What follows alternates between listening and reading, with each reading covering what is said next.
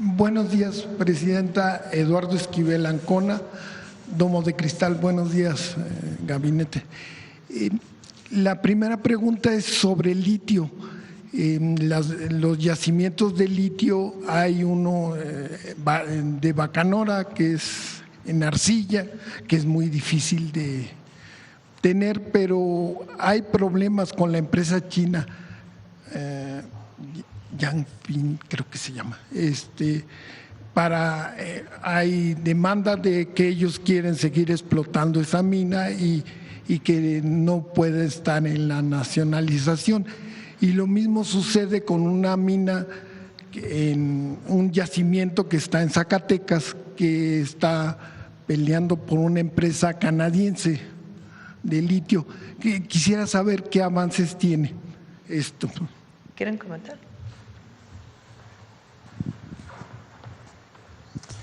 Para el caso de la mina de litio en Sonora, lo que tenemos es un proceso que inició la empresa, todavía no concluye, y pues estamos desahogando nuestros argumentos, y ellos por su parte están desahogando los suyos. Nuestro argumento es: el litio es un recurso como está establecido en la Constitución Nacional. El argumento de la contraparte es que esa disposición es posterior al otorgamiento de la concesión. Entonces estamos en proceso para eso, y nosotros defendiendo por los argumentos de México, de nuestro gobierno. Sobre el caso Sonora. ¿Y el otro caso cuál es? De Zacatecas. ¿El de Zacatecas lo tienes? Sí, pero no hay de litio. Sí. No es de litio. Sí, en ese caso no es de litio. Recuerden que en la Constitución, una de las modificaciones al 28 constitucional es que solamente el Estado puede explotar el litio. Ya no solamente quedó en la ley minera, sino también en la Constitución. Entonces, en este caso, pues ninguna empresa privada, ninguna minera privada podría explotar el litio. Quisiera preguntar también sobre el litio. ¿Por qué la empresa Litio para México tiene tan poco presupuesto? Tiene un presupuesto de 13.9 millones de pesos, que es realmente solo para su operación en salarios y no… Bueno, ni siquiera tiene… El principal recurso para la exploración de litio o para el desarrollo de la explotación de litio está en el Instituto Mexicano del Petróleo, lo platiqué el otro día. Ellos son, junto con instituciones académicas, quienes ya desarrollaron un sistema, una tecnología que permite explotar el litio en arcilla. El tema es que hoy no es económicamente viable, es muy caro. Entonces siguen trabajando para poder desarrollar una tecnología que permita pues tener costos accesibles para su explotación. Entonces, Litio MX no tiene, digamos, las capacidades de desarrollo científico que tiene el IMP, entonces colaboran para poderlo desarrollar.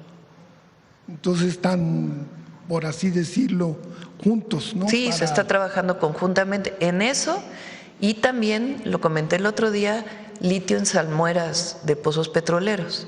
También se está trabajando en ello entre el IMP, Litio MX y Secretaría de Energía es quien lleva pues la coordinación de este proceso.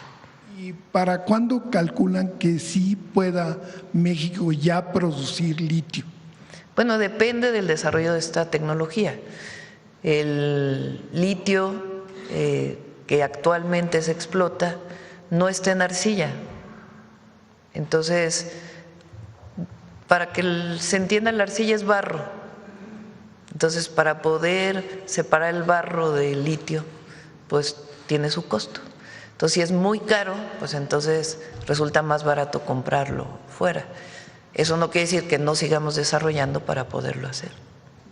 Y para el uso de litio en baterías y todo, también se está haciendo investigación en México para su uso. El litio es hasta para enfermedades psiquiátricas lo recomiendan para la bipolaridad.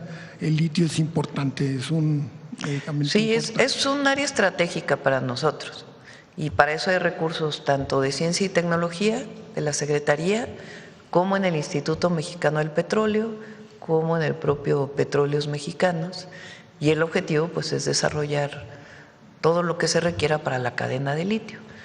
Nosotros no tenemos las características de las minas que hay en Sudamérica, por ejemplo. Tenemos otro tipo de presencia de litio, entonces pues hay que desarrollarlo. Muchas gracias. Sí. Vamos sobre… ¿Quién más? A ver, el compañero que desde el otro día está levantando la mano. No, bueno, compañero y luego la compañera. Hola, presidenta. Buenos días. César Huerta, de la revista Polemón. Pregunta… ¿Nos oye? Bueno. Hola, presidenta. Buenos días. César Huerta, de la revista Polemón. Pues estamos muy preocupados, bueno, al menos hay un sector que vemos en la izquierda por lo que está pasando en Cuba.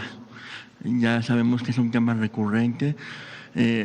No hay, pues con esta escasez del petróleo ha impactado en el turismo, que es parte esencial de lo que se mantiene en la isla.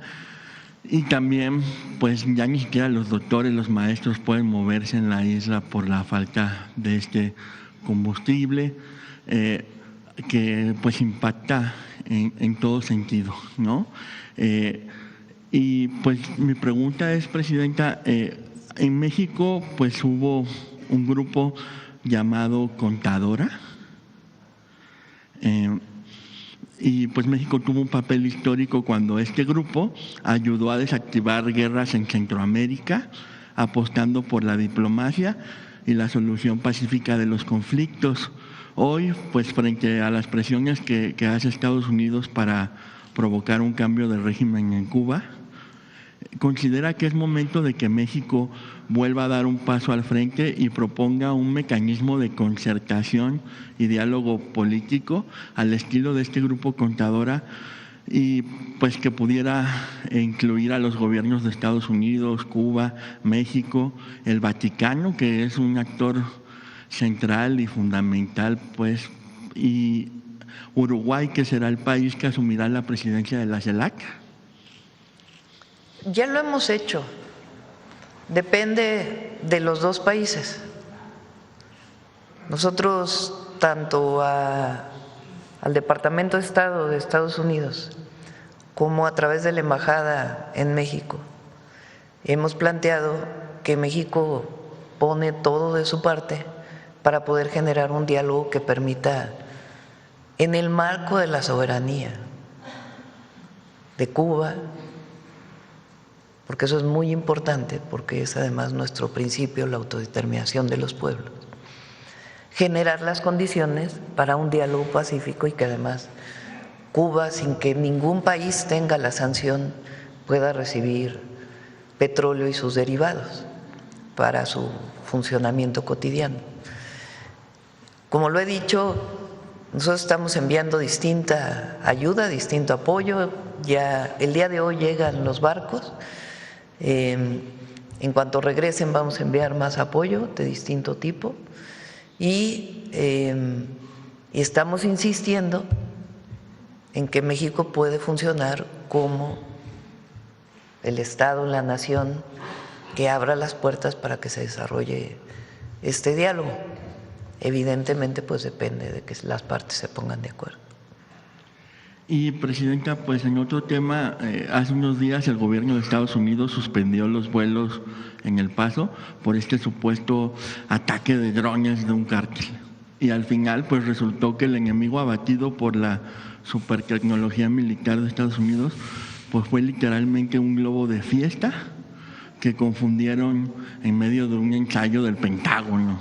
Con este episodio, pues tragicómico, presidenta, no queda claro pues lo delicado que es para los medios y los opositores construir narrativas de seguridad nacional cuando tienen información pues imprecisa y que no es real.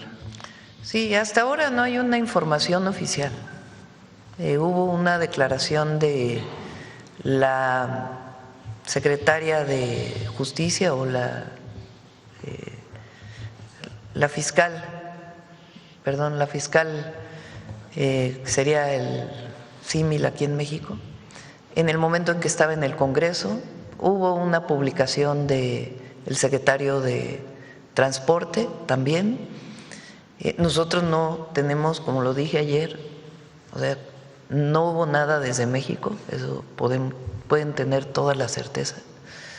Y en todo caso, pues ellos tienen que dar la explicación oficial, porque ni siquiera mencionan México tampoco en ninguno de sus comunicados.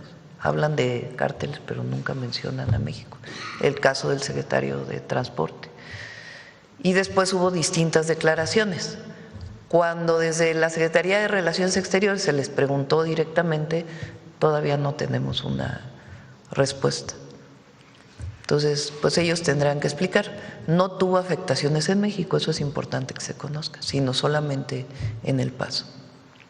Presidenta, ya sé que a veces no quiere hablar de este tema, pero se lo pregunto porque el dirigente del nacional del PRI, Alejandro Alito Moreno, pues esta semana volvió a hacer de las suyas y atacó al periodista y productor Epigmenio Ibarra en redes, pues con mensajes con muchos insultos y una amenaza explícita al decir que pues publicó fotos de Epigmenio para que la gente lo identifique y cuando pues lo vean en la calle lo ataquen, le insulten. Más bien yo creo que le van a aplaudir, ¿no?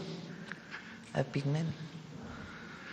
¿Qué piensas sobre esto y también sobre el hecho de que pues sigue en Estados Unidos tratando de enlodar al gobierno de México, pues diciendo que son varios, ¿no? Es él y otros personajes que fueron también a la reunión esta de organizaciones de derecha, ¿cómo se llama? La CEPAC. Convención, no. La CEPAC. La CEPAC, que como yo decía, la derecha, el conservadurismo, en México lo que tiene como historia es el siglo XIX, cuando fueron a pedir que viniera Maximiliano, bueno, la intervención francesa y después un emperador, Maximiliano, a gobernar México. Ellos siempre quisieron un régimen monárquico en México. Lo siguiente pues es Porfirio Díaz, que aunque hablaba de liberalismo, pues en realidad fue el peor conservadurismo. Y los actuales, porque ahí sí hay autoritarismo, ahí sí hay represión, ahí sí hay una visión de intolerancia total, están en contra de las libertades. La única libertad para ellos es la del mercado, pero la libertad de prensa, la libertad de expresión, la libertad de reunión, en esa no creen. Y ahora estas organizaciones pues están vinculadas con estos grupos conservadores del mundo, pero no tienen cabida en México. Ellos cada vez se acercan más a esa posición y cada vez se alejan más del pueblo, porque México tiene otra historia. México tiene historia de transformaciones, tiene a los grandes liberales mexicanos del siglo XIX, dirigidos por Benito Juárez García, tiene las grandes luchas sociales del siglo XX, tiene la lucha por la democracia del siglo XX y el siglo XXI. Y el pueblo siempre ha triunfado. Y nosotros nos consideramos parte de ese triunfo. Entonces, en realidad, pues están muy vinculados ahí. Y de este personaje que mencionas, pues la verdad ni vale la pena hablar. De Epigmenio, pues todos lo conocemos. Es un hombre que siempre ha estado en el movimiento, en nuestro movimiento, y es un hombre, pues un gran cineasta, pero además un hombre de principios. Entonces, si este hombre lo denosta, pues le van a aplaudir en la calle.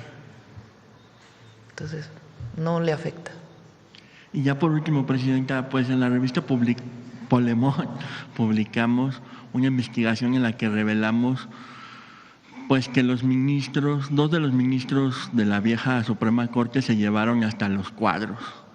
O sea, pagaron cuadros y en lugar de dejarlos pues para que la Suprema Corte en su propio recinto alberga muchos cuadros de los ministros que han pasado por ahí, pues estos ministros se los llevaron, ¿no? En el caso de la ministra Norma Piña, se lo donó a la propia autora del cuadro, y en el caso del ministro Ortiz Mena, pues estos ministros en un comité avalaron que se llevara él el cuadro a su casa, se lo autodonaron, y aparte de eso mandaron a hacer nuevos cuadros para que se quedaran en la Suprema Corte. Lo que nos parece que pues es una muestra de cómo se comportaban en esta Suprema Corte y de que ellos mismos en un comité pues autorizaban este tipo de cosas y no les importaba pues el erario del pueblo. ¿Qué piensa sobre esto, Presidenta? Bueno, pues es como lo que mostramos aquel día, ¿no? A ver si lo tienes. De lo que se gastaban, la cantidad de recursos. Me decían, ¿qué tiene que hablar la presidenta de la Corte? ¿No? Porque algunos mencionaron eso. Pues es un asunto de interés público. ¿Cómo el pueblo de México no se debe enterar de seguro de gastos médicos mayores, seguro de separación individualizado? No, pero el otro es el que está bueno. No, el otro, ese. Telefonía celular, apoyo para reparación de refrigeradores, compra de enseres menores como despensa, compra de camisetas y bordado de ropa, mantenimiento de elevadores en domicilio particular, mantenimiento a plantas de luz y reparación eléctrica o de gas en sus casas, solicitud de pipas de agua, compra de alimentos tipo servicio a domicilio, apartado de lugares y gestión en estadios de fútbol y béisbol, reserva de mesa en restaurantes, traslado de amistades, traslado urgente de objetos personales dejados en domicilio por olvido, bueno, gestión de boletos y cortesías, compra de flores y coronas para fines funerarios, servicio de meseros y servicio de valet parking, traslado vehicular para mantenimiento mecánico, pago de cuentas en tiendas departamentales y tarjetas bancarias, gestión para la importación aduanal de mercancía, conseguir cita en American Express, traslado de objetos personales al interior de la República, traslado de vestuario para reparación, compra de medicamentos controlados agotados, traslado urgentes recurrentes, contratación de servicios de televisión e internet en casa.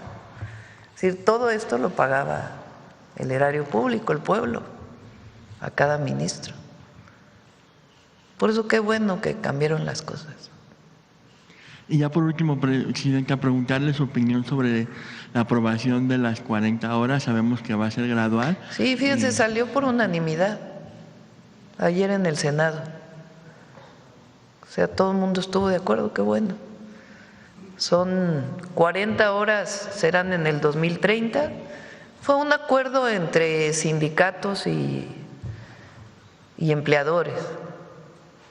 Marat lo trabajó muchísimo y logró este acuerdo, y al mismo tiempo el aumento salarial del salario mínimo de este año. Y entonces el próximo año son 2 horas, el 28 otras 2 horas, el 29 otras 2, y ya el 2030 inicia el año. Muchas gracias, Presidenta. Sí. Vamos sobre el tema, a ver, sobre el tema. A ver, vamos a ver.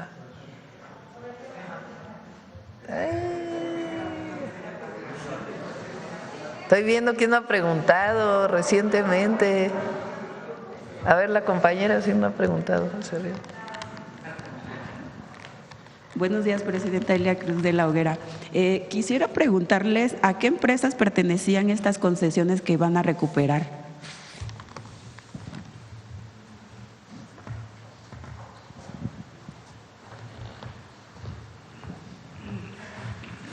Sí, digamos, hay como dos grandes universos de concesiones. Unas son las que tienen las empresas mineras, otras son personas particulares que cuando normalmente se pone una mina en un lugar, toman una concesión o tenían una concesión al lado esperando que algún día la mina creciera para vendérselas, ¿no? Entonces, muchas de estas concesiones en principio son de este tipo de personas que estaban especulando, y en el caso de grandes empresas mineras que han estado en disposición de llegar a un acuerdo con el gobierno para reducir el número de sus concesiones, podría decirle que está el caso de Minera Autlán o Peñoles, por ejemplo, ¿no? Son de los principales que han estado en esta disposición de colaborar con la autoridad en disminuir la especulación. ¿Cuántas pertenecen a privados, digamos, a empresas, y cuántas a personas? Sí, en el caso de las cancelaciones, yo le puedo decir que casi el 90% son de personas, porque son especulaciones, y el otro 10% corresponde a las empresas. Y veíamos en el mapa que principalmente son en el norte del país. ¿En el sur no hay ninguna? No, son muy pocas porque nuestra, digamos, actividad minera está concentrada fundamentalmente hacia Sonora, Chihuahua, Coahuila, ¿no? Durango, Zacatecas, Jalisco, Michoacán y Guerrero, ¿no? Es la parte más fuerte de nuestra minería. Y hacia el sureste no, por las mismas condiciones orográficas y geológicas de la península de Yucatán, virtualmente ahí no hay minerales. Normalmente donde hay petróleo no hay minerales, ¿no? Es como una regla básica. Todas estas 200 concesiones que van a recuperar, ¿van a ser solamente en el 2026? Llevamos 1,120. Hasta ahora. Ajá, 1,126. Este programa continúa. Este año seguramente hacia finales del año les daremos más noticias de cómo sigue este programa de reducción de concesiones. Muchas gracias. A sus órdenes. Miren qué importante, déjale, por favor. Aparte de las 1,126 concesiones, en 889,000 hectáreas, 713 estaban en 240,000 hectáreas de áreas naturales protegidas. Entonces, esto es importantísimo, porque se recuperan las concesiones y se garantiza que en áreas naturales protegidas pues no va a haber explotación minera. Aparte de que ya estaba determinado por ley, pues ya no hay concesiones. Entonces recuperan esos predios o esos terrenos. Presidente, en otro tema, hace un momento nos platicaba acerca de la aprobación de las 40 horas y que fue por unanimidad. ¿Usted no ve factible que quizás se pudiera avanzar después hacia tener 2 días de descanso y no solamente la reducción de horarios, para que quizás los trabajadores no tengan que ir 6 días a la semana a laborar y tengan quizá más disposición de tiempo con sus familias y por su salud? La demanda de los trabajadores histórica había sido 40 horas y estamos cumpliendo. Es importante que además se garantiza el ingreso, porque no es que hay 40 horas a costa del salario, sino es el mismo salario, pero la reducción de los tiempos de trabajo. Entonces eso es importantísimo. Y hasta ahora pues es la demanda de los trabajadores. Esa es la solicitud y se está cumpliendo. Y garantiza además pues que siga aumentando el ingreso. Ok, presidenta, gracias.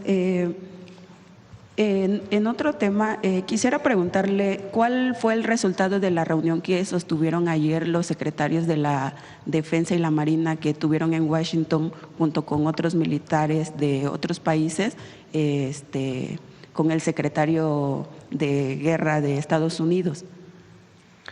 En un rato sale el comunicado, no es que se haya firmado algo en particular, ningún acuerdo, sino asistieron a una reunión invitados por el Comando Norte y allí hablaron, pues salió un comunicado que fue sobre delincuencia organizada y fueron algunos de los temas que se trataron, pero no hay ningún acuerdo firmado ni mucho menos, sino sencillamente la asistencia del general secretario y el almirante secretario a esta reunión del hemisferio occidental, que se llama. Porque después de este encuentro, justamente el secretario de Guerra de Estados Unidos decía que están recuperando la grandeza de Estados Unidos, o bueno, lo que él llamó restaurar la fortaleza de Estados Unidos a través de la cooperación con otros países.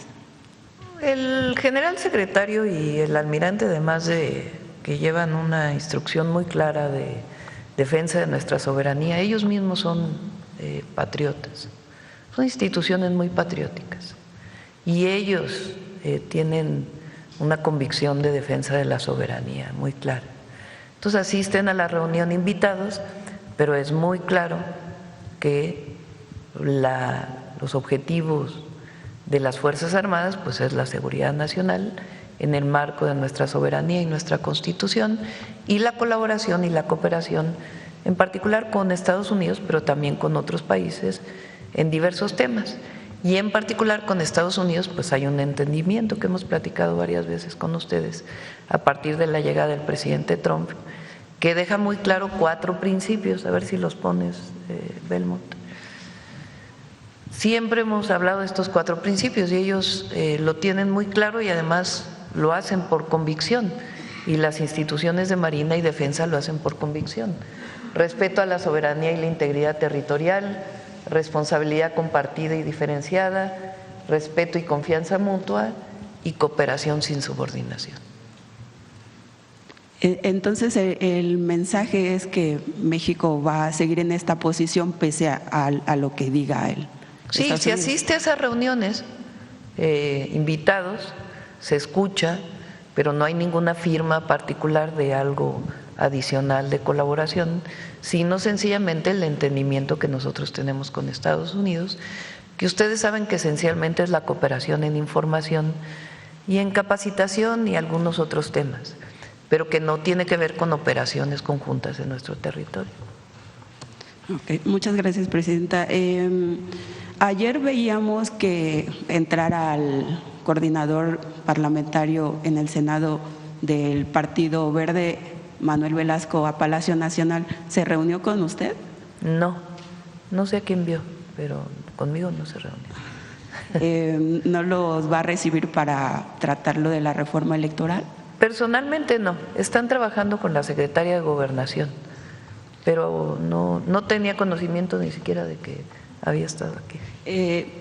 Igual, sobre este mismo tema del senador Velasco, antes de venir a Palacio Nacional ayer, él le levantaba la mano en el Senado a la senadora Ruth González, quien aspira a ser gobernadora del estado de San Luis Potosí, sucediendo a su esposo.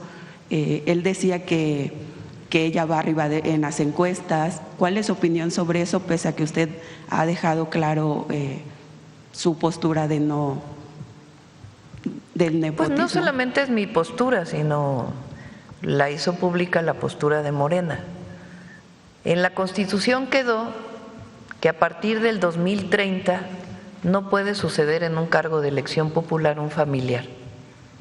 Eso quedó en la Constitución, sea para diputado, sea para senador, sea para gobernador o para presidente. Ningún cargo de elección popular puede ser sucedido, o sea, en el periodo inmediato no puede entrar ninguna persona que sea familiar. Eso es a partir de 2030. En el caso de Morena, quedó en sus estatutos que es a partir del 27. Entonces, pues en el caso de que algún partido aliado tenga un familiar, pues ahí tendrá que decidir el Morena si va o no. Ustedes saben que yo no estoy de acuerdo. No me parece correcto que sucedan familiares en el periodo inmediato, que se esperen 6 años para poder competir. Pero no está bien que haya una sucesión de un familiar de manera directa. Esa es mi opinión personal y la opinión pues al partido al que hoy estoy de licencia, pero siempre pertenecí. Pero, ¿qué opina usted de que le haya levantado la mano el coordinador? Bueno, pues ya contesté. Por último, Presidenta, ¿cuál es su opinión sobre las declaraciones de la presidenta de Madrid, la ultraderechista Isabel Ayuso, que decía, o ayer expresó en un mensaje, en un video, comparando primero a México con Cuba y Venezuela, y segundo diciendo que es un narcoestado y que esperaba que pronto se liberaran o los mexicanos se liberaran de la ultraizquierda? No sé si valga la pena contestarle, la verdad. Pero hay algo que sí es muy importante, y es que es absolutamente falso lo que dice. Primero, México ha decidido su propio destino, sin copiarle a nadie. La Cuarta Transformación, el proyecto que representamos, no se parece a nada en el mundo, porque viene de nuestras propias raíces. Claro, nos inspiran muchos humanistas del mundo entero, pero la concepción, la visión, el modelo de desarrollo surge de nuestra propia historia, de los pueblos originarios y de la grandeza de la historia de México. Lo que llamamos el humanismo mexicano tiene una fuente en los pueblos originarios, su humanismo, su fraternidad, su visión de la tierra, su visión del mundo, las grandes civilizaciones que formaron o que vivieron en nuestro territorio y que formaron lo que hoy es México, y su resistencia posterior durante la colonia y muchos años después, y también la historia patria. Nadie en el mundo tiene un Miguel Hidalgo y Costilla, nadie. Nadie tiene un José María Morelos y Pavón. No hay parangón con los sentimientos de la nación. Nadie en el mundo tiene un Vicente Guerrero, una Leona Vicario, una Josefa Ortiz. Juárez es ejemplo del mundo entero. Los liberales, esa generación extraordinaria, intelectuales y al mismo tiempo generales. ¿Quién tiene un Madero? ¿Quién tiene un Zapata, un Villa? Nadie. ¿Y quién tiene esta historia forjada con revoluciones en donde el pueblo ha defendido su soberanía, su independencia, sus libertades, la democracia? Nadie. Y eso es lo que hoy prevalece. Es una visión de transformación surgida del pueblo, de nadie más. Entonces eso es lo que prevalece hoy. No hay copia ni de Cuba, ni de Venezuela, de ningún otro país, pero además aquí cualquiera puede decir lo que sea y no se le persigue. No hay censura, hay libertad, democracia. Bueno, vean los medios de comunicación, algunos se la pasan hablando mal del gobierno, muchísimas mentiras, muchos medios, otros no. ¿Y a poco debatimos y decimos que es mentira? Sí, pero ¿quién lo censura? Nadie, porque es la propia conciencia del pueblo la que prevalece y la defensa de sus derechos. Y lo de narcogobierno, narcopresidente, todo eso, pues ya sabemos que eso es propaganda. Imagínense la disminución que hemos tenido de homicidios. 42% de septiembre de 2024 a enero del 2026. Y 28,000 detenidos. Y una visión de atender a los jóvenes permanentemente.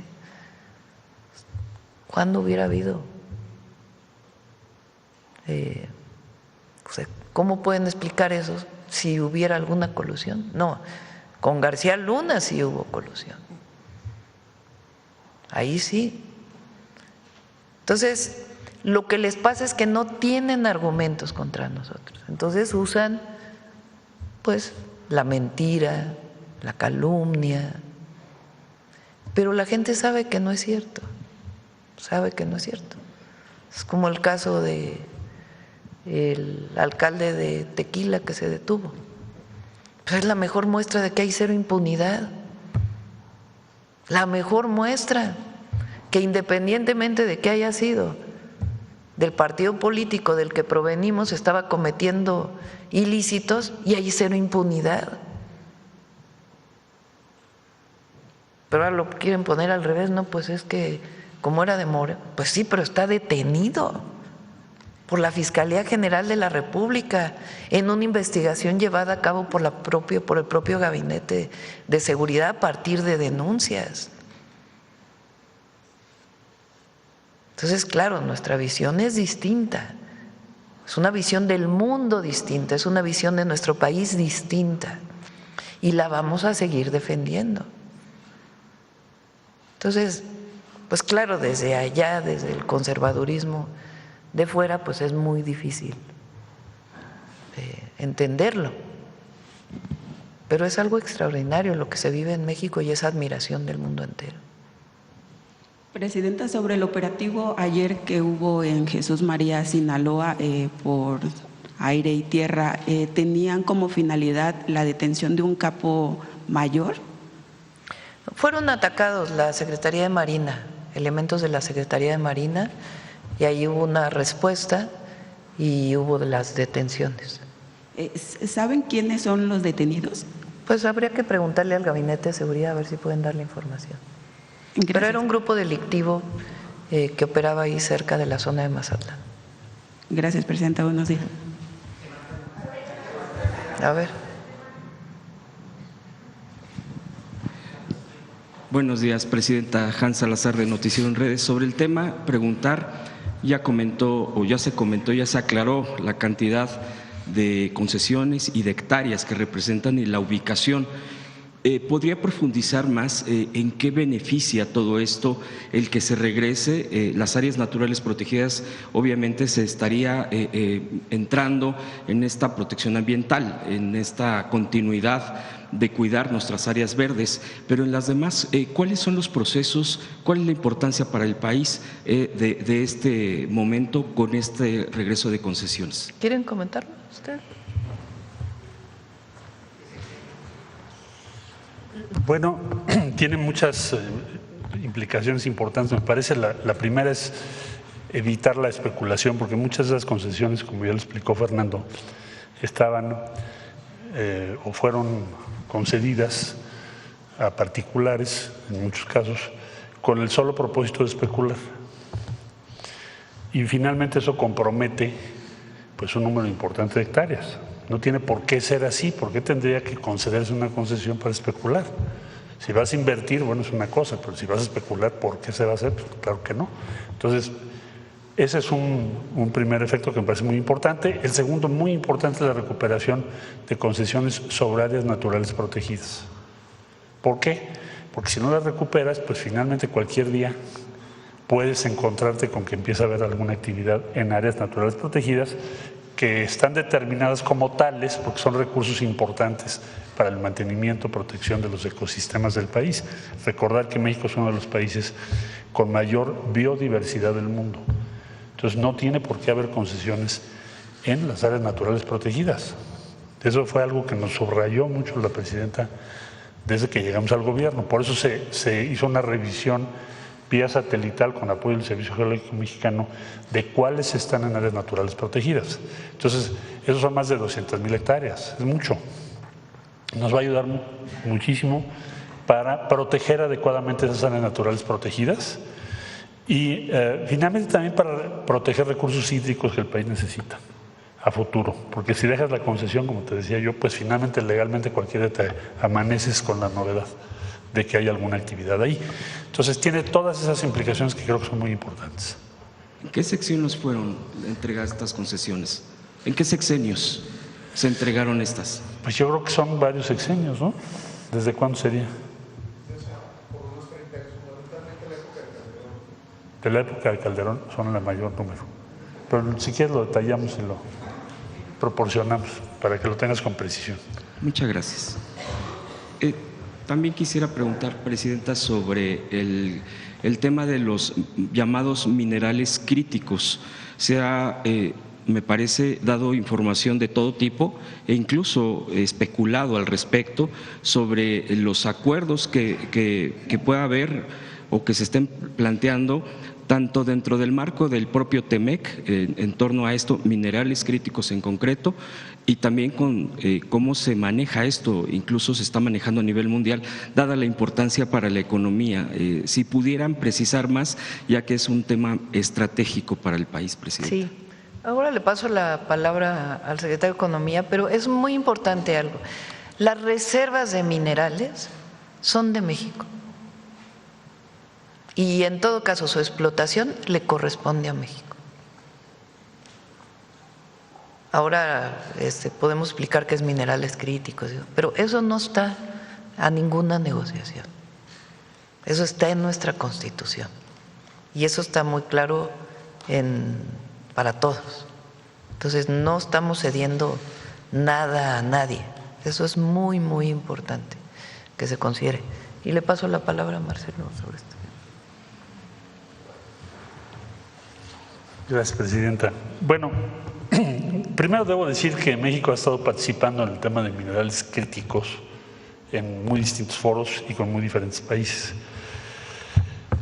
Desde, por ejemplo, el año pasado se publicó el reporte del secretario general de la ONU, de un grupo de trabajo especial que se preparó para el tema de minerales críticos para la transición energética. ¿Dónde están esos minerales críticos? ¿Qué deberíamos de hacer? ¿Qué propuesta multilateral hay? Eso está publicado. En otras instancias de las Naciones Unidas también el año pasado dimos nuestro punto de vista, nuestra opinión. Y recientemente, lo más reciente es que nos invitó Estados Unidos a participar en un equipo de muy diversos países, ahora te digo cuáles, para reflexionar sobre los próximos 60 días, sobre qué podemos hacer en conjunto para llegar a un acuerdo multilateral sobre minerales críticos. ¿Por qué? ¿Por qué es esto? Porque evidentemente en el escenario que tienes de competencia geopolítica, nosotros tenemos que ocuparnos de garantizar el suministro de minerales críticos para México. La instrucción que tengo es esa. ¿Por qué razón? Pues porque nos faltan muchos minerales. A futuro cada vez van a ser más importantes. Ejemplos: no tenemos titanio, no tenemos cromo, el aluminio. Ahora le voy a pedir a Flor, si me autoriza la presidenta, que nos explique, pero muy brevemente. Entonces no se trata de nosotros asistir a reuniones, porque hemos estado en diversas, donde digamos, oigan, nosotros queremos colocar nuestras reservas de minerales, sino lo que queremos es participar, ser parte para garantizar los minerales que México necesita hoy y va a necesitar en el futuro. Y que si se están tomando decisiones o propuestas, pues podamos dar nuestra opinión. O sea, no ser pasivos en este tema, que es un tema muy relevante. Entonces estamos en Naciones Unidas, hay otro grupo de trabajo con América Latina e Iberoamérica, hay otro grupo de trabajo con los países como India. Ayer tuve reunión con el embajador. La semana que entra recibimos a Canadá, viene mi contraparte con un número muy grande de empresas, más de 300, y uno de los temas es sobre minerales, otro es sobre industria automotriz, acero, en fin, hay varios temas, minerales críticos. Ahora, con los Estados Unidos, que se nos invitó a un diálogo que va a durar, o se planteó que durase 60 días. Mañana vamos a tener una primera conversación con otros países. ¿Quiénes participan? Canadá, India, Corea del Sur, Japón, la Unión Europea, diversos países. Seguramente eso se va a ir ampliando.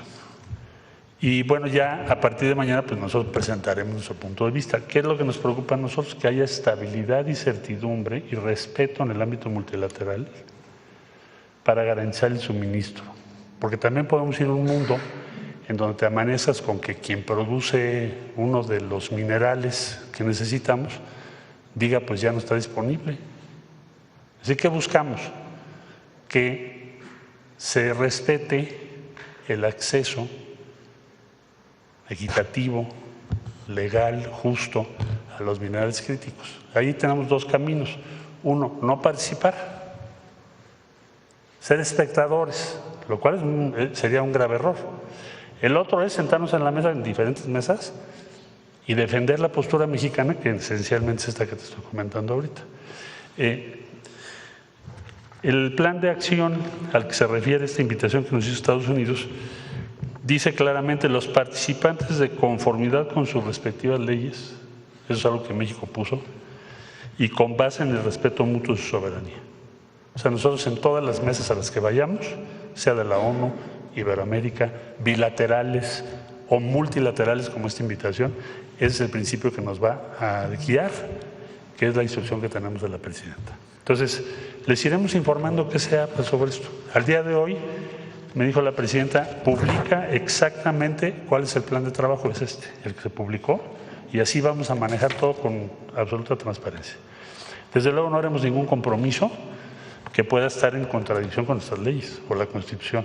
No es la idea, ni lo haríamos, y menos es la instrucción política que tenemos.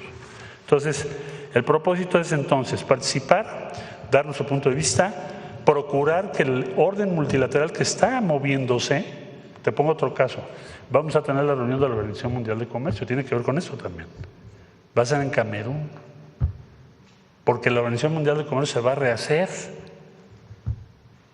¿Qué instrucción tenemos de la presidenta? Pues asiste para darle el punto de vista de México. Uno de los temas, minerales críticos. Las reglas del comercio. Entonces, estamos en un momento de grandes cambios y México tiene que hacer valer su voz y sus intereses legítimos. Entonces vamos a estar participando en todos estos procesos e informando a la opinión pública abiertamente qué es lo que está ocurriendo, qué se propone, qué quiere México, qué busca.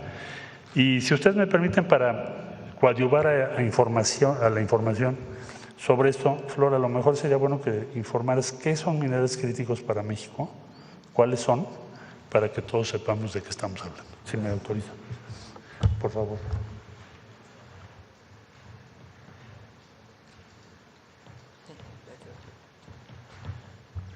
Con su permiso, Presidenta, buenos días a todos y a todas. Los minerales críticos tienen una definición internacional, son aquellos minerales que son importantes para la economía de un país, para su desarrollo tecnológico, para su electrificación, para esas cadenas de valor que son importantes para un país.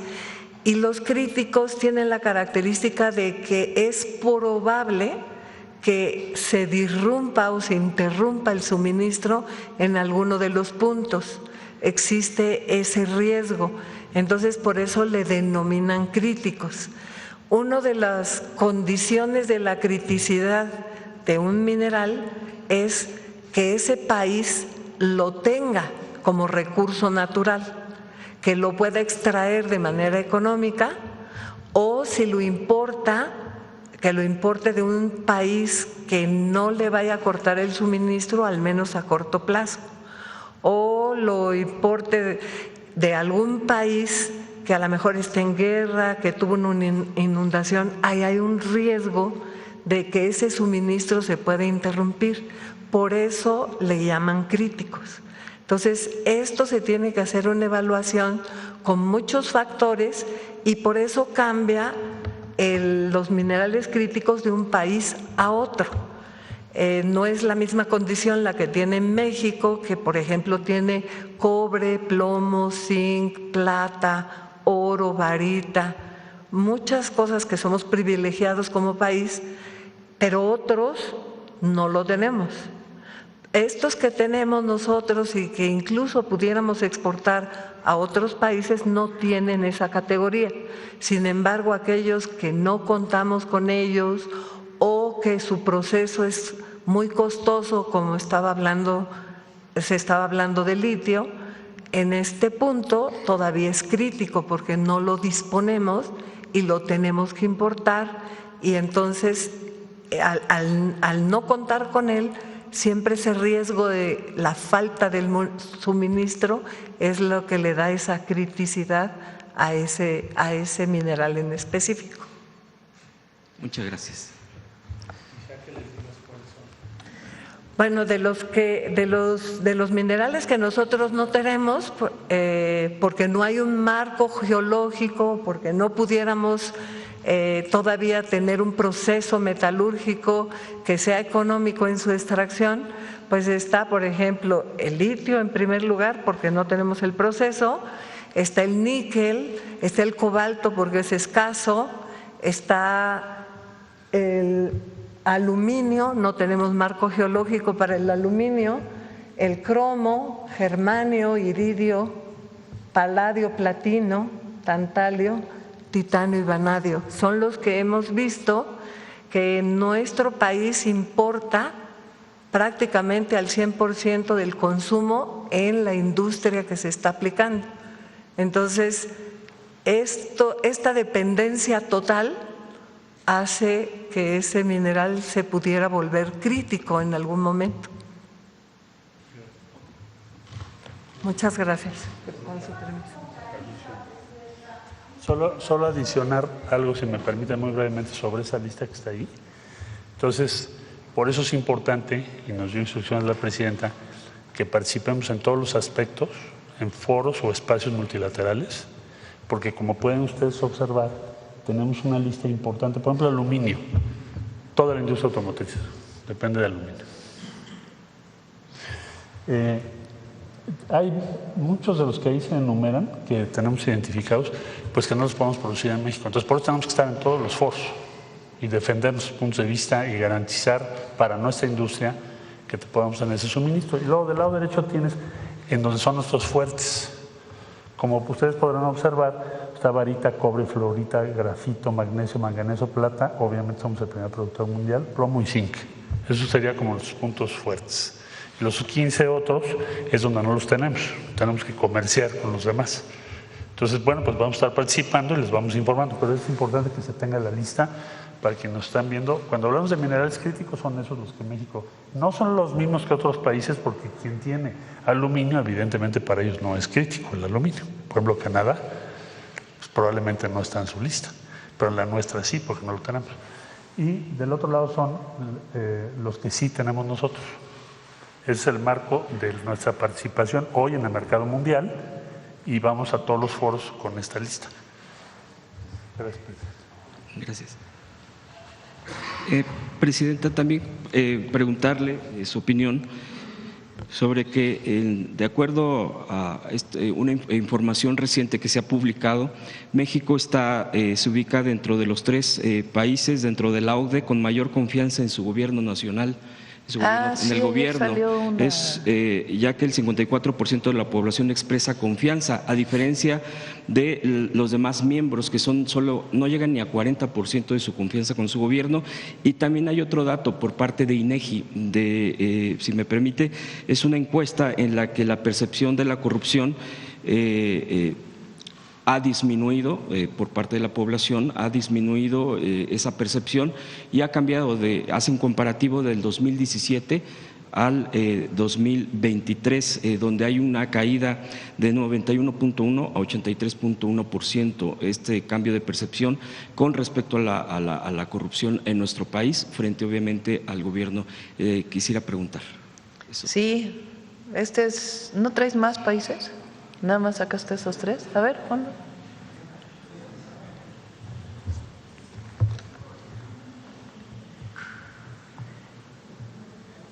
Bueno, está en inglés, pero es confianza en los gobiernos nacionales.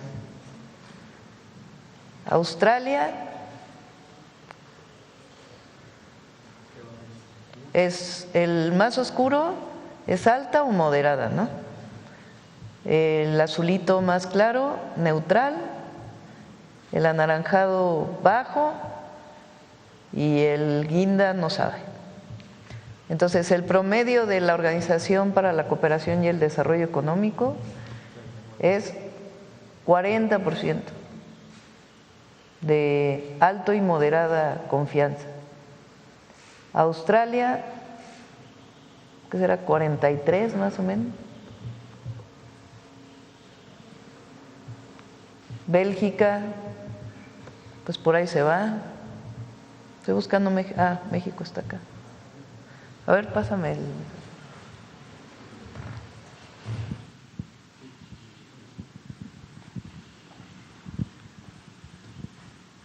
O sea, el primero es Suiza, ¿no? Y el segundo, Luxemburgo. ¿Cuántos habitantes tiene Luxemburgo?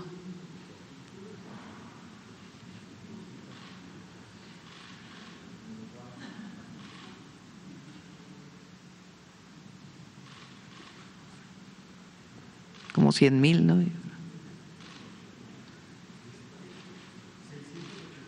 682,000 habitantes. No, Iztapalapa tiene 2 millones. Suiza, ¿cuántos habitantes tiene?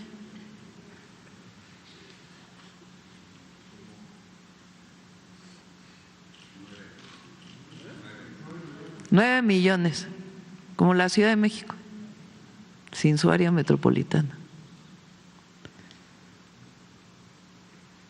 Y luego México, 134 millones.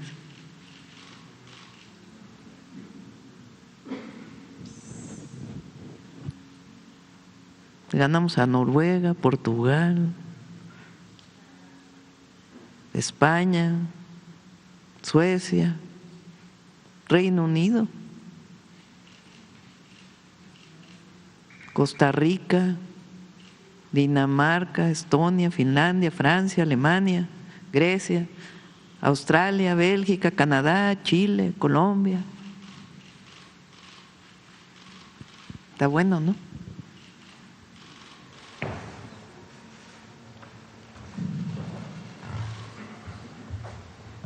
Presidenta, y por último, el día de ayer que se han estado presentando la información respecto a la vacunación contra el sarampión, también se había comentado que se iba a proporcionar un link para la sí. vacunación. No sé, es importante para que la población claro que sepa, y le agradezco me haya dado la palabra. Adelante, gracias. Rafa. Sí, muy buenos días y gracias por la pregunta. De hecho, quisiéramos aprovechar, Belmont, si nos ayuda, si les podemos platicar un poco cómo funciona esta plataforma. Primero que nada, antes de que nos pongan la plataforma, también importante, no solo pueden consultar los puntos de vacunación en esta página. Cualquier persona que no tenga acceso a Internet, que le tenga un poco de miedo a cómo accederla, puede marcar al 079 y ahí la van a orientar. Le van a preguntar en qué entidad vive, en qué municipio está, cuál es el grupo de edad que quiere vacunar y le van a dar toda la información que también vamos a ver en esta página. Entonces también cualquier persona que no pueda, no quiera, prefiera por teléfono el 079. Pero los que sí queramos usar el Internet, los que sí tengamos en un celular o en una computadora o en una tablet, primero que nada vamos a ingresar a la página dondemevacuno.salud.gov.mx. Así de sencillo. Y arriba, si me ayudas, Belmont, lo primero que vamos a tener…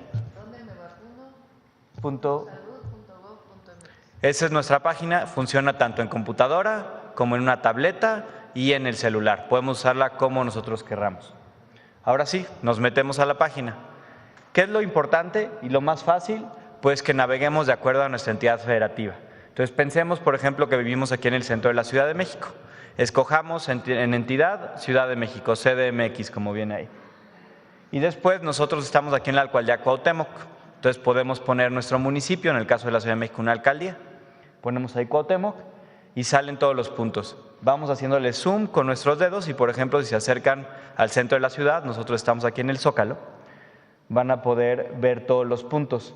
Entonces, si le hacen clic a cualquiera, por ejemplo, este que está ahí abajo es el Gregorio Salas, debe ser, el hospital que tenemos aquí en el centro de la ciudad, les va a poner el horario, que si recargan la página va a estar, y los días que aplica la vacunación en este punto en la Ciudad de México. Tenemos 21,000 puntos en todo el país, centros de salud, hospitales, módulos de vacunación que ponen tanto las instituciones del IMSS, del ISSSTE, del IMSS Bienestar, como las entidades federativas que ayer platicamos con todos los gobernadores y secretarios de salud. El objetivo es que cualquier persona pueda encontrar dónde vacunar a su hijo, a su hija o a sí mismo en caso de ser de los grupos prioritarios. Quisiera reforzar el mensaje aprovechando, no solo para platicarles de la página, sino para reforzar cuál es la estrategia de vacunación que estamos siguiendo en este momento en nuestro país.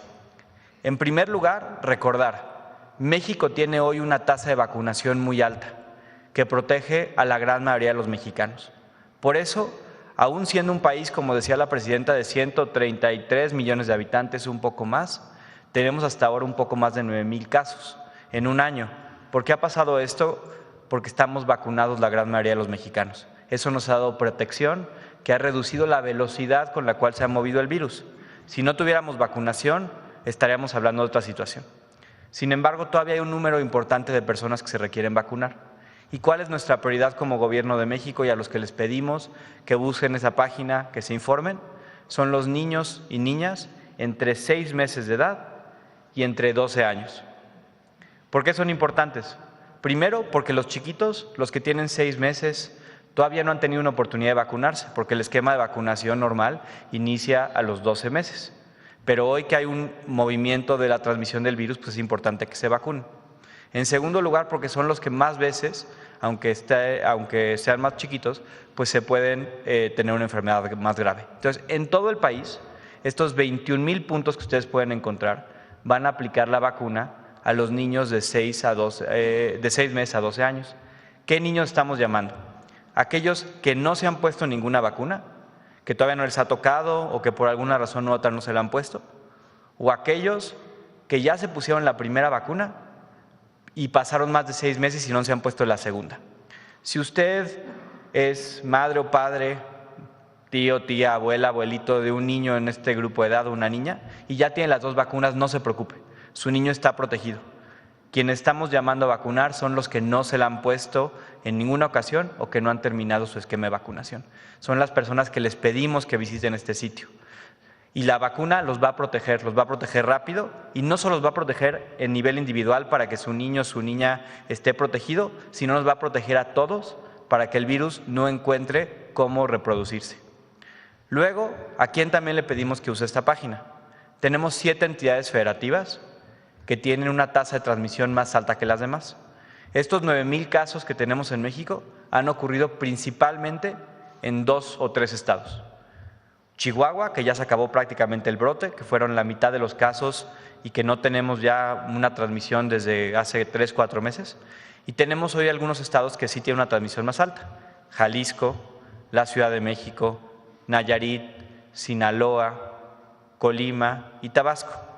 En estas entidades federativas también estamos pidiendo que las personas que tienen entre 13 y 49 años que no se han puesto la vacuna, se vacunen.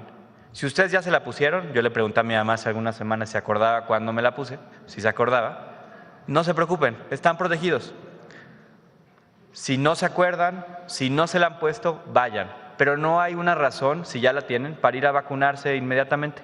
Estamos llamando a las personas que no se la pusieron en estas entidades federativas. Y así vamos a seguir avanzando. Hay que hacerlo con calma, con responsabilidad, no solo para protegernos a nosotros, sino para proteger a toda la comunidad.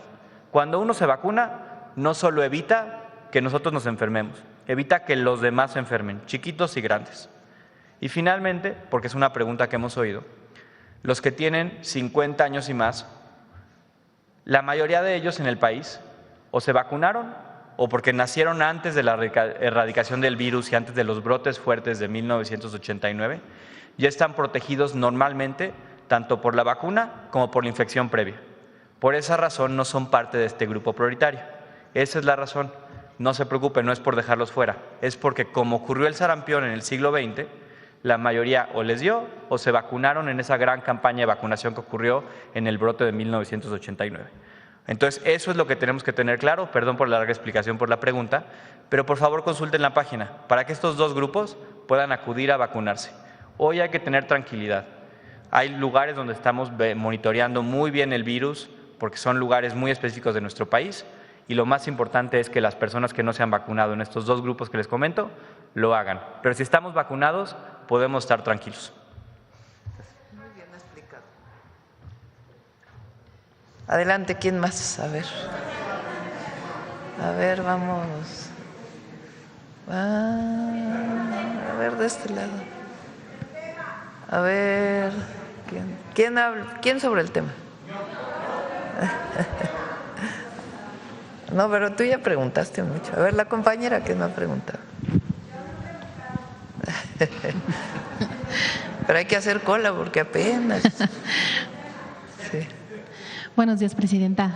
Bueno, justo hablando de este tema del sarampión, ya el día de ayer algunos módulos han registrado alta afluencia.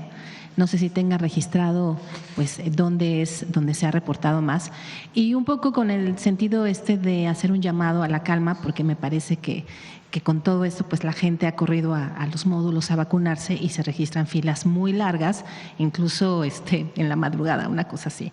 Entonces, bueno, pues reiterar, ¿no?, quizá el mensaje, y si tienen algunos módulos con un mayor o menor registro de… Sí, se está trabajando para que primero estén abiertos muchas horas del día y que puedan tener módulos afuera, para que no sea solamente el consultorio del centro de salud. Sí. Estamos trabajando en ello para que haya muchísimas más lugares de vacunación. Algunas entidades como Jalisco y Ciudad de México, aparte de los centros de salud, han abierto otros lugares para vacunarse. Ya, y bueno, también recordar el tema, enfatizar el tema del carnet, porque ese también es todo un tema. Sí, la cartilla de vacunación, sí es muy importante que la lleve. Digo, porque hay quienes no la llevan y no, eso no es un obstáculo, quiero decir. No, claro que no. Sí. Muy bien. Y bueno, en el tema de la minería, digo, ya que están aquí los expertos, preguntar cómo nos ubicamos México en la producción de minerales. Ya nos hicieron la lista, pero justo saber cómo estamos, ¿no? Con un diagnóstico, ¿no?, de México, qué tanto produce, cómo estamos en el país en comparación con otros. Flor, ¿quieres o voy?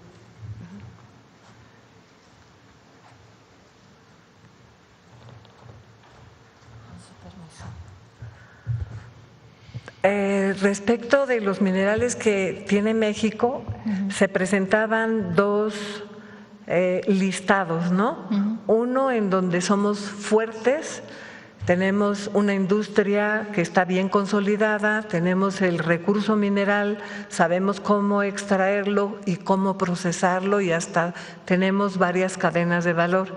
Son más o menos 8 o 9 minerales que incluso nos alcanza para exportar.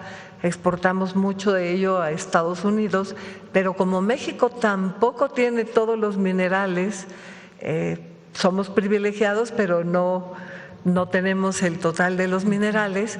Esto es como una moneda de cambio. Nosotros podemos exportar lo que nos sobra, habiendo ya nuestras cadenas de valor siendo satisfechas, poder tener también la oportunidad de poder importar de otros países que nosotros exportamos aquello que nos hace falta. Nosotros tenemos algunas cadenas de valor importante, como por ejemplo pudiera ser la del acero, ¿no? El acero es hecho de fierro, ese mineral pues lo puede suministrar estados como Jalisco, como Guerrero, como Michoacán, y tiene una componente de carbón, que también hay mucho en Coahuila. Entonces se hace el acero y para darle determinadas propiedades al acero se le pone algunos otros minerales, por ejemplo manganeso, le da una resistencia diferente que si no lo tuviera. Ese lo puede suministrar el estado de Hidalgo, o lo puede el molibdeno, que lo pueden suministrar Sonora. Pero si esa característica que queremos darle se la da uno de los minerales que no tenemos o son escasos, por ejemplo hay acero al cromo, no tenemos mucho cromo, no tenemos una industria que lo extraiga y que lo procese y que lo transforme, entonces es importado, y todas aquellas aceros al cromo pues tienen esa componente de importación. Entonces son como todo mercado, ¿no? Te ofrezco, me ofreces, nos equilibramos. Ya, muy bien, muchas gracias. Presidenta, Ivonne Menchaca, de Grupo ASIR, no me presenté. Volviendo un poco a la reforma de 40 horas, se decía que quizá los 2 días de descanso y posiblemente las horas extras se podrían resolver en la ley secundaria, tomando en cuenta que eso fue un punto de la oposición e incluso pues morenistas señalan que podría verse en ese tema. ¿Usted cuál es su opinión? ¿Sí se podría resolver o ya se quedaría como se aprobó? Si quiere traemos a que venga Marat para poder explicar por qué fue presentada la reforma de esa manera. Es muy importante, hay conquistas laborales de los trabajadores que vienen desde 1917. Entonces es muy importante que esas conquistas laborales permanezcan. Entonces, y otras cosas pues ya vienen en las leyes secundarias. Entonces por eso se presenta la reforma de esta manera y es muy importante que se conozca que fue un proceso de trabajo de muchos meses, porque inicialmente la presentamos el 1 de mayo del 2025 y desde ese momento hasta diciembre que se presentó hubo un trabajo permanente con las cámaras empresariales y con los sindicatos de trabajadores. Entonces fue un acuerdo que se planteó de esa manera. El objetivo de presentarla así es por ello, garantizar los derechos laborales que existen desde hace tiempo en México. Y traemos a Marat para que lo pueda explicar con mayor detalle. Ok, gracias. Y justo en ese tema, bueno, ya la iniciativa privada está solicitando pues apoyos, ¿no?, para poder enfrentar los costos que podría representar la aplicación de esta reforma. ¿Ya se tiene previsto algún programa? ¿Han hablado con los empresarios? Porque entiendo que también fue, digamos, un trabajo, ¿no?, con la iniciativa privada. Sí, pero no hubo, digamos, ninguna cuestión de a cambio algún apoyo. Por eso se hace ahora. Estamos en febrero del 2026. Y esto inicia hasta el 2027. Entonces hay todo un año para poder ajustar pues todos los procesos. Y se hicieron cálculos económicos de qué implicaciones pudiera tener para las distintas empresas o para los distintos comercios o actividades de servicios. Hay muchísimos trabajadores que ya tienen las 40 horas de hace tiempo, por ejemplo, los trabajadores del Estado. Hay otros trabajadores que no. Y se trabajó, por ejemplo, la industria automotriz trabaja de cierta manera, no trabajan 8 horas seguidas, sino trabajan más tiempo y dan más tiempos libres. Entonces, todo eso se consideró para que fuera tomado en cuenta. Ya para finalizar, Presidenta, de mi parte, recientemente Kristi Noem, que es la Secretaria de Seguridad de Estados Unidos, firmó un contrato para la última compra de acero para la construcción del muro fronterizo, justo para pues fortalecer el control de la llegada de fentanilo y de la migración. Entonces, pues preguntar qué impacto esto tiene, pues todavía continúa con este tema de la construcción del muro y bueno, pues eso no puede, pues no sé si pueda complicar o no la relación de México-Estados Unidos. Bueno, ustedes saben que nosotros no estamos de acuerdo con el muro. De hecho, ahora que inauguramos el segundo piso ahí en Tijuana, dijimos nosotros construimos puentes, no construimos muros. Y buscamos siempre una relación bilateral adecuada y cooperamos también en el tema de migración. De manera humanitaria. Entonces, pues esa siempre va a ser nuestra posición y además esa siempre ha sido la posición del Gobierno de México. Es muy importante, porque ha sido, independientemente de los partidos políticos, esa ha sido una opinión siempre del Gobierno de México y nosotros la sostenemos. Ahora, ellos lo hacen pues del lado de su territorio. Y bueno, recordé, aprovechando que está el secretario de Economía, usted nos había informado que iba a viajar a Washington en el marco de la revisión del TEMEC, que iba a tener reuniones con sus homólogos, saber pues si estuvo la semana pasada por allá. ¿Algún reporte o cómo nos fue? Sí, claro. Sí, con mucho gusto. La semana pasada estuve con autorización de la presidenta en Washington, tuvimos la conversación tanto con USTR, que es el embajador Jameson Greer, miércoles, semana anterior, y también con el secretario de Comercio. Temas que se trataron, bueno, los 12 puntos prioritarios que México ha venido planteando, esencialmente acero aluminio, o sea, es un arancel disfuncional en términos económicos y muy costoso. Y el otro tema es la alineación de aranceles que tienen que ver con la industria automotriz. ¿Por qué alineación? Porque se han venido tomando decisiones a lo largo del tiempo con diferentes tipos de aranceles. Entonces, necesitamos que sean homogéneos respecto a nuestra industria automotriz para que no se convierta en una desventaja. Bueno, esos son algunos de los temas que hemos venido planteando, hay otros. Y por supuesto la perspectiva de revisión del tratado. Ya concluimos la consulta, tanto en Estados Unidos como en México. Por lo tanto, ya tenemos claramente identificado cuál es el mandato que tenemos. O sea, el objetivo de la consulta es preguntarle a los sectores, bueno, también participó el sector obrero, los sindicatos, agricultura, que tiene muchísimas actividades vinculadas al mundo agropecuario mexicano con el tratado. Por supuesto, todas las industrias, más de 30 sectores de la industria participaron. Eso fue lo que nos pidió la presidenta especialmente. No se había hecho antes. No se hacía la consulta, era muy cerrado la participación. Entonces, bueno, se hizo esa consulta, se sistematizó. Entonces, queda muy claro que en todas no tenemos ningún caso que se haya planteado por parte de empresas mexicanas o sectores en México que no se ratifique el tratado. Todo el mundo está en favor de que sí, se siga adelante, se revise, siga adelante, se renueve y se perfeccione. Y ya en cada caso pues hay muy diferentes puntos de vista, ¿no? O propuestas. Pero ya tenemos claro que nuestro mandato es pues, que continúe el tratado, que se perfeccione. Y al perfeccionar, digo, hay temas muy específicos, quizás sea en materia de otra mañanera cuando disponga la presidenta, de explicarles todos esos temas específicos. Pero digamos que ya tenemos ese mandato, ellos también. En conclusión, estamos ya caminando hacia la revisión del tratado. Eso es lo que te puedo informar. Ya, muy bien. Muchísimas gracias. Ya son las 9.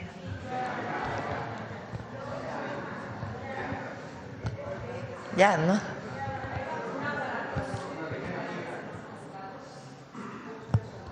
Es una buena, en este momento no, pero vamos a ver de qué manera podemos generar el acceso.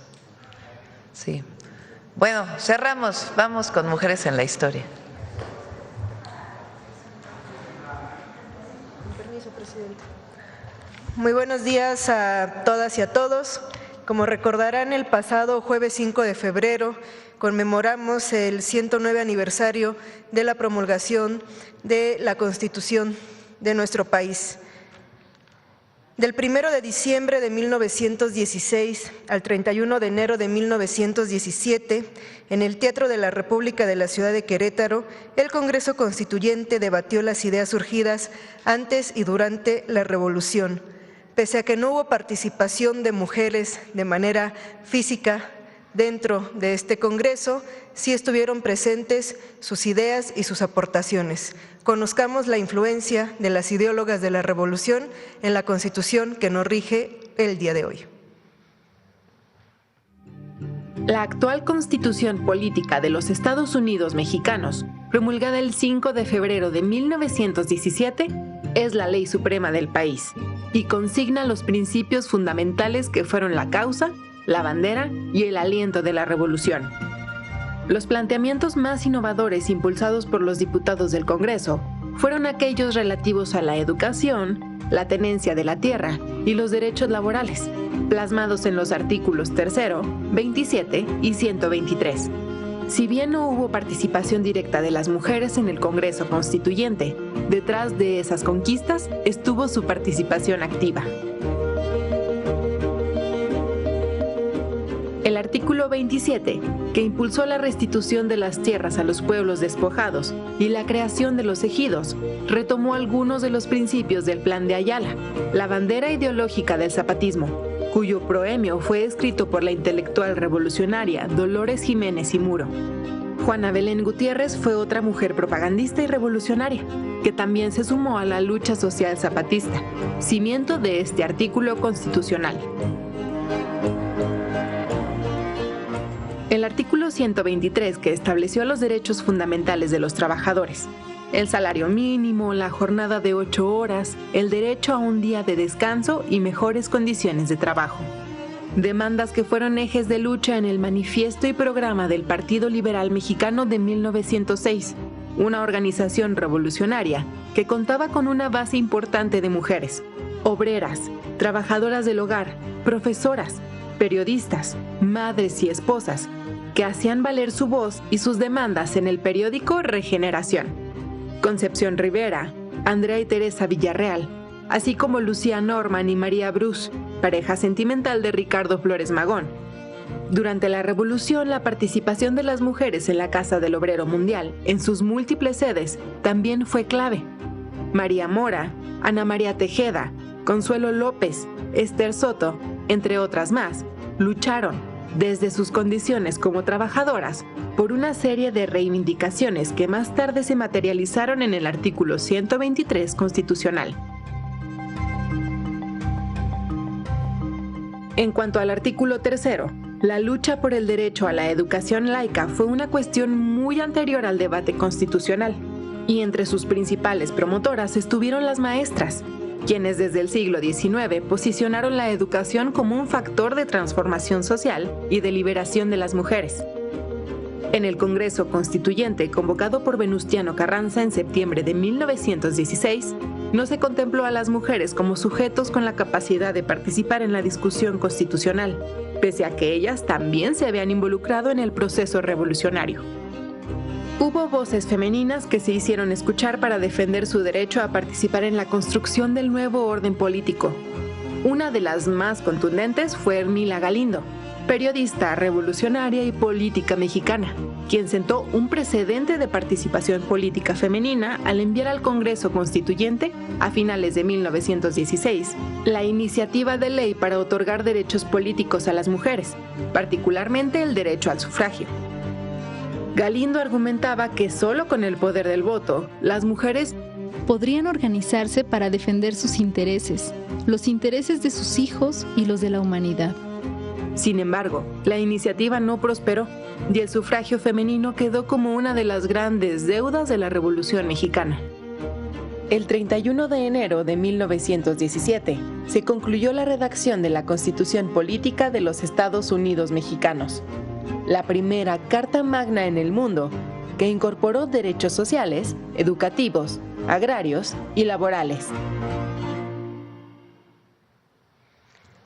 Nuestra Constitución es una de las grandes herencias o la más importante de la Revolución Mexicana, que consagró los derechos sociales, y la Constitución también se ha ido reformando con el tiempo.